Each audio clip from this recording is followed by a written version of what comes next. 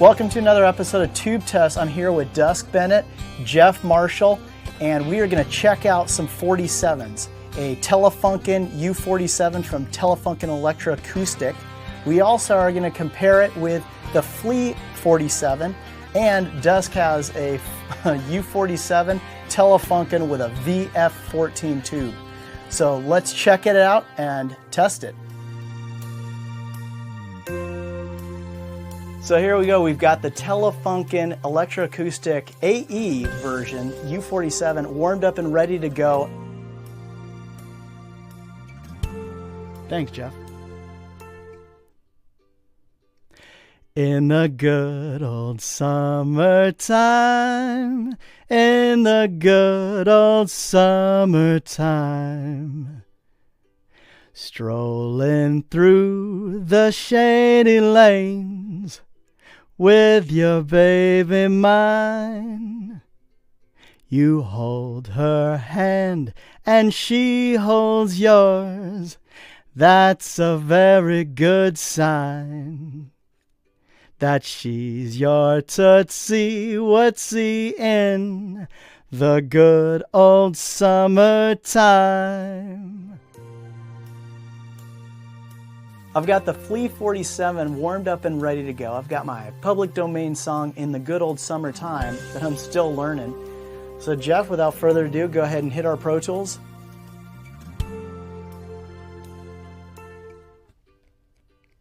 In the good old summertime, in the good old summertime, strolling through the shady lanes with your baby mine. You hold her hand and she holds yours, and that's a very good sign that she's your tootsie wootsy in the good old summertime. Okay, there we go. What is a tootsie wootsy anyways? So here we go, we've got our Telefunken original U47 warmed up and ready to go. This is Dusk Bennett's with a K47, and it's a short body, but I'm going to hold off how I think or how I feel until I sing. So Maestro, go ahead.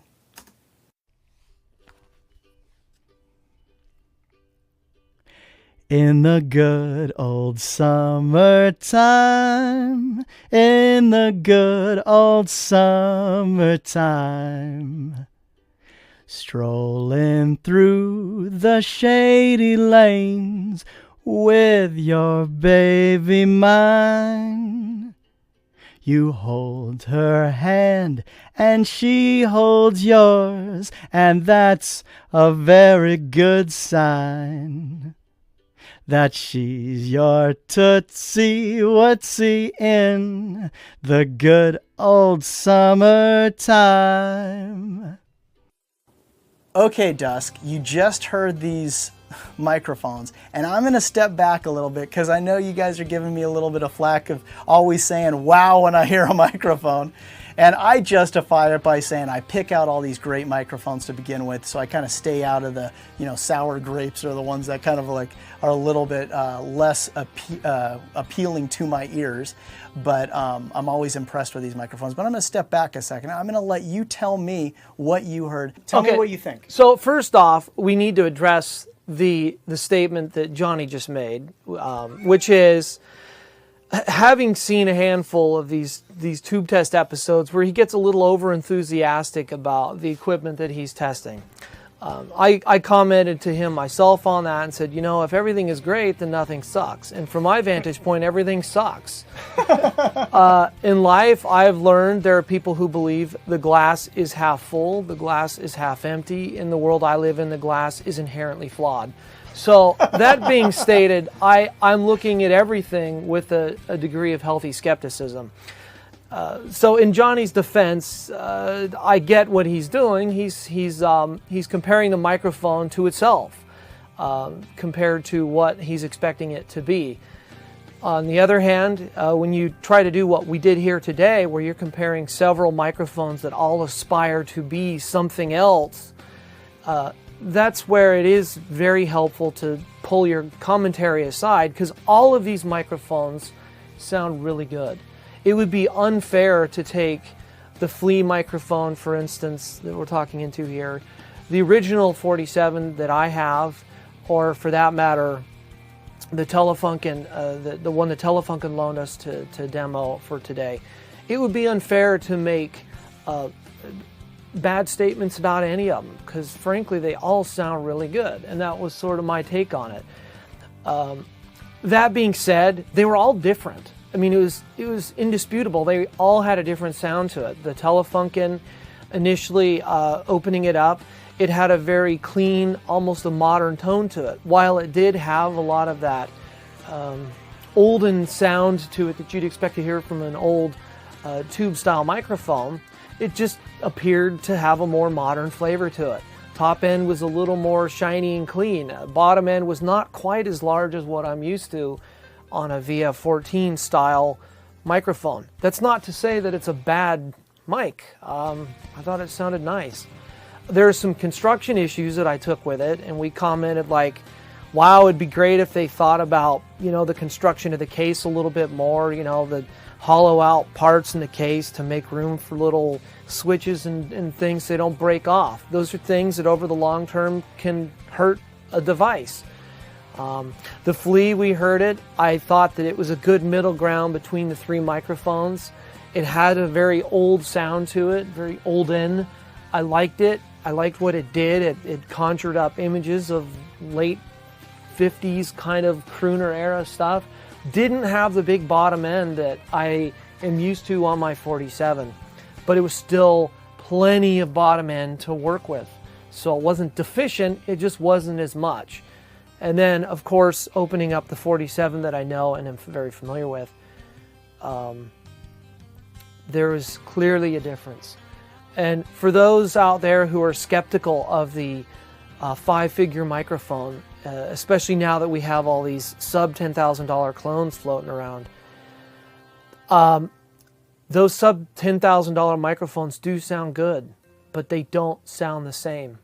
And I guess that's the thing, if you're going for that sound, the original sound that you're expecting to hear from an original 47, the clones aren't going to do it. But that's not to say that the clones themselves are deficient or poor quality microphones.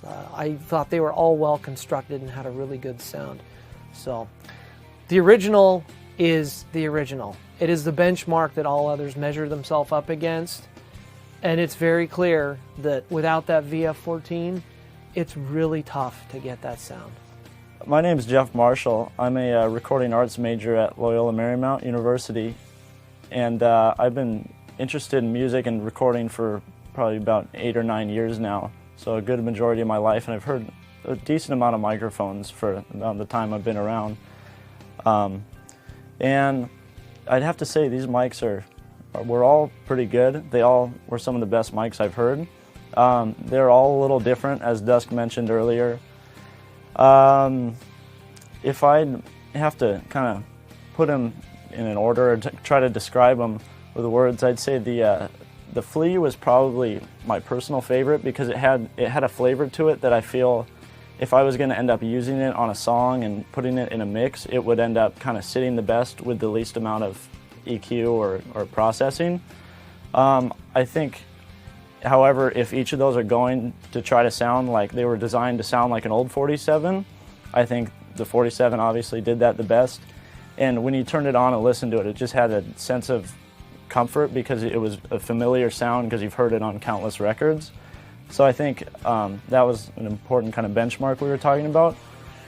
I think the Telefunken reissue had a similar sound. I'd say the high end was similar, but it wasn't quite as smooth as the FLEA by any means. I think the FLEA had a little smoother high end while still being bright and forward. That being said about the character of the mics, I'd say the cases and how they were kind of manufactured was a little bit of an issue. There were a couple of tiny little issues, like when we were screwing in the power supply cable to the microphone for was it the Telefunken? Is a reissue. Yeah, it was the Telefunken reissue. It just felt kind of grindy, and I felt almost like I was cross-threading it, even though I wasn't. It just kind of, and I think for $9,000, you're spending a lot of money, and that's something that you'd expect to be a little smoother. But other than that, the build quality with all of them though was pretty good for. I would interrupt, on the connector issue, because I've worked with a lot of connectors over the years. I do find it interesting that you have this very expensive microphone that Telefunken is putting out there, and the connector that we worked with came off. It didn't feel cheap, but it felt like there was definitely a problem with it. On the other hand, the FLEA felt like it was a mil-spec connector that just inserted without resistance, really and it good. Just locked into place like butter. Yeah. So maybe Telefunken needs to look into that. Maybe there's a connector that we got was defective, or it wasn't. But it's those kind of things that, as a user in the field, it just it affects the perceived quality of the product. And it doesn't matter how great it is if you can't plug the thing in without cross-threading it. It's a problem. Yeah, I think the sound is obviously the most important thing. If the mic sounds great, we'll do whatever to get the mic up there. But it's kind of nice when you're spending that kind of money on a brand new microphone to have it, to know it's there. Function well. Well, that's so fantastic. You guys are coming from two different perspectives, aside from myself, that I don't have. I remember when I was a student. I remember, when things the money was tight and so forth. I mean, it's still tight, as a matter of fact. But all good points that you bring up, and I kind of get so excited about these microphones that every once in a while I lose a certain amount of perspective, because you're right, I'm comparing it to what it is, but at the same time, everything that you guys just mentioned, I would say the same way, but I probably would say wow to it. So thanks you guys so much, and I totally appreciate Dusk for allowing us to come down to a studio, and it's great to have Jeff Marshall sitting there at the controls, just hitting the space bar and helping us out, setting the mics up. So thanks a lot, you guys. Sure, thanks, Johnny.